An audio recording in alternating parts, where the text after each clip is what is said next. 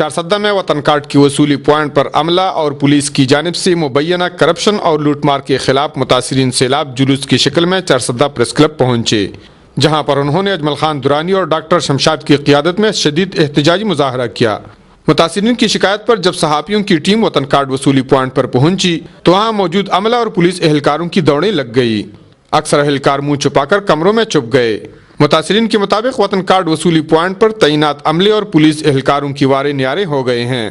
متاثرین سے 500 سے 1000 روپے رشوت لے کر نمبر آگے کرنے کا بہانہ کیا جاتا ہے، جس کی وجہ سے اکثر غریب متاثر کئی دن تک وطن کارڈ کی حصولی کے لیے ذلیل و خوار ہونے لگے ہیں۔ پوائنٹ پر موجود متاثرین نے ان عملہ اور پولیس اہلکاروں کی کلم کلا نشاندہی کی جنہوں نے متاثرین سے رشوت لی تھی۔ متاثرین نے مطالبہ کیا کہ راشی اہلکاروں کے خلاف قانونی کارروائی کی جائے اور وطن کارڈ کے حصول کا طریقہ کار آسان بنایا جائے۔ کفایت اللہ، اے نیوز، چارسدہ۔